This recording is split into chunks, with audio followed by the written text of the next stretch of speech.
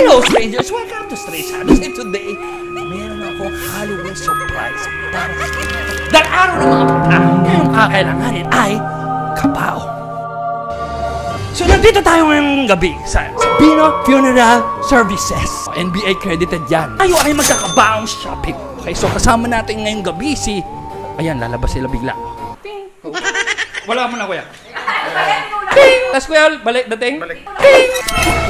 Mabigla na lang mga labas, kuya. So kasama natin ngayong gabi si Kuya Wala. Okay. At siyempre, hindi mawawala si Madam Gorgeous Kuya Kim. Ay, Madam Kim! Madam Kim. Kinabahan ako. So, naghahanap ako ng budget meal, mga kabao, na pwede kong i-avail. Kung 300 lang po yung pero, ano po kaya kong maibili sa kabaong? Pwede. Ano po ba yun? Balot ka namin sa dahon ng saging. So si Ode yung katiwala namin dito sa business for 15 years na. Dito sa Sabino Funeral Services. Meron kaming range from budget to middle to high-end. So ano ba yung mga hinahanap sa kabaong? Sir, una yung murang serbisyo. Ito sir yung ordinary na naglalaro sa 22 to 25K.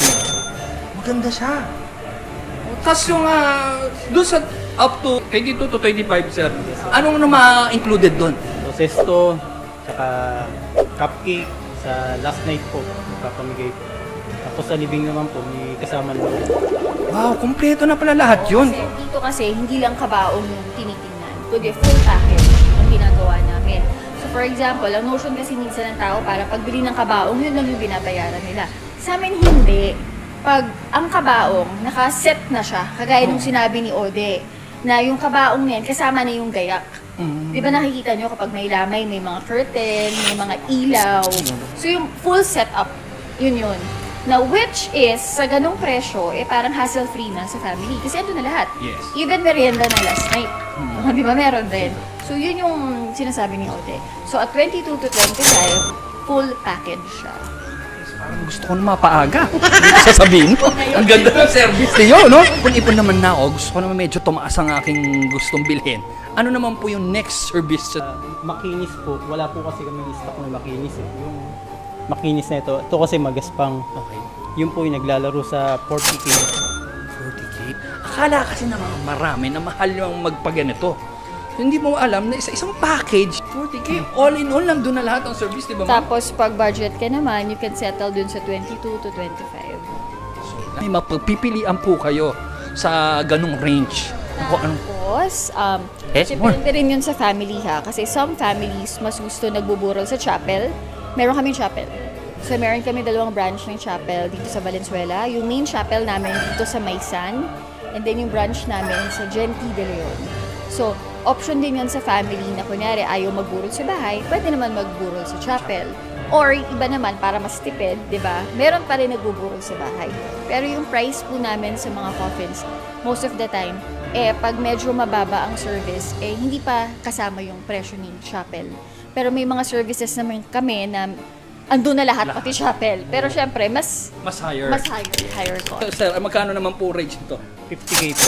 May bawas pa na 20% sa senior. Ano po ba ma-included dun sa 50K? Kompleto na rin po. Tulad ng iba namin package. Like yung setup, yung flowers, tables and chairs. Kasi may pa-snacks din, ganyan. Kumbaga, uupo ka na lang at iiyak. So tignan nyo, no? Dito lang kayo makakita ng worry-free na burol sa Sabino Funeral Services. Kasi for them, your needs matter. So kala nyo tapos na, meron pa ulit. So ito, no? Sir, magkano nga itong, ito naman, itong nasa harap natin? 75,000. 75,000. Wow. So yung kanina doon, 50. Tapos ito 75. Yes, sir. Ano naman mga included dito, sir? Ganun pa rin sir, pero mas maraming mga gayak na bulaklak. Maganda yung bulaklak. Tapos, kung magandang service, nag-offer na rin kami ng tribute. Oh. So, yung tribute, yun yung mga slideshow na nag-play yung mga photos ng patay. Pero by request yun. Like, kung gusto ng family. Kasi dapat sila yung mag-submit na photos, diba? Yes. Tapos kami na lang yung gumagawa, kami na rin yung nag-i-edit. So, yun, may pa-tribute. Tapos yung mga photos na kasama, kasi sa services namin, may pa-tarpaulin yan diba? Tapos may pa-picture frame, pa ganyan. Usually, habang tumataas yung servisyo, mas gumaganda yung photo. na from small to big, parang portrait style na naka-black and white. Parang memorial na rin kasi, na parang keepsake ng family. Yung sa loob po, sir, nung casket ng iba tsaka dito, may difference po. Yung nauna sir, kahoy. Ito po kasi metal casket. Tsaka medyo maluwag po siya kumpara sa kahoy. Tsaka mas matibay. Mas matibay. Dahil metal po siya. Yung kanina. Kasi ano yan, ang casket, parang cellphone. 'Di ba? So, the cheaper, of course, yung parts, hindi ganun ka, alam mo na, ka-quality, 'di ba? So, ang pag-upgrade kasi ng kabaong, para ka rin nag-upgrade ng cellphone.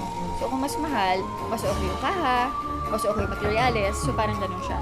Tapos, kapag ang caskets is ganito na ang presyuhan, sabi nga ni Ode, mas spacious siya. Kumbaga, hindi masikip. Yeah. Kasi yung mga ibang caskets na ordinary, makita mo, parang nasisiksik siya. Kasi sa caskets pala, FYI, you have to take into consideration yung size ng patay. Kasi may mga caskets kami na made to order. Kasi it doesn't mean na nandito sa showroom, ito lang yung choice ng mga buyer.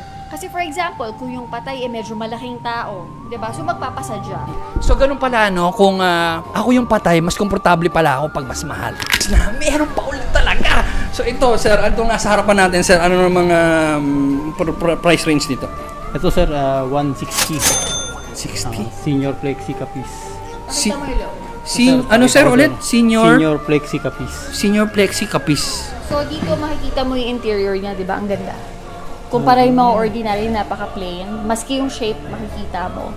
Pati yung gamit na cover, makikita mo. Even yung tela, iba. Okay. Ma'am, question, ano po ba to? Para saan to?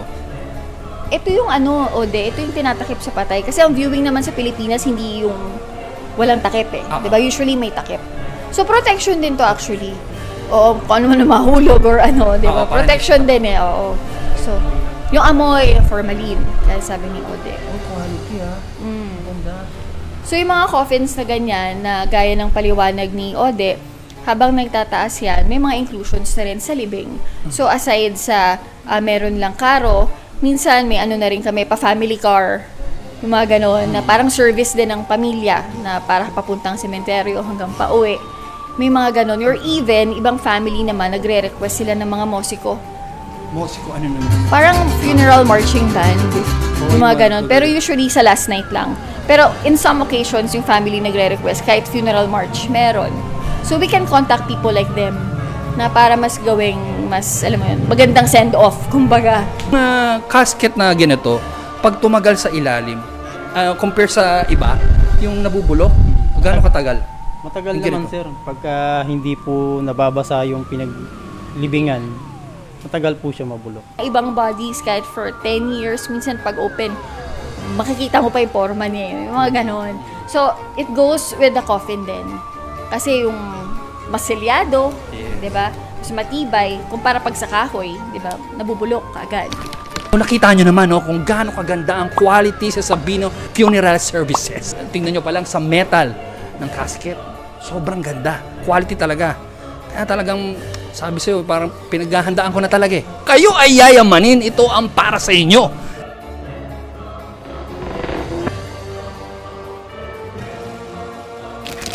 Gusto ko kasi maranasan ng humiga dito sa casket nyo, no? Mapagbibigyan nyo po ba ako? Hindi siguro, Dito sir. hindi. Bawal, papagalitan ako ng pagalitan boss ko kami, eh. hindi. Doon siguro, sir. Sa ordinary. Ordinary. Gusto mo i-try? Kung pwede ba why not? Sige. Kasi gusto ko naman mailagay sa quality casket eh. Ano bang gusto mo, sir? Yung pinaggamitan na o yung brand new? Siyempre gusto ko yung hindi mo ginagamit.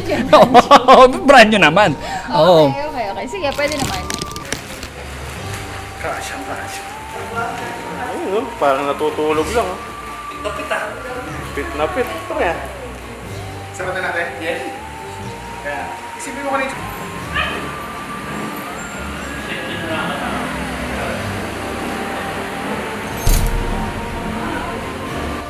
Tapos sa piling. Okay? Bye!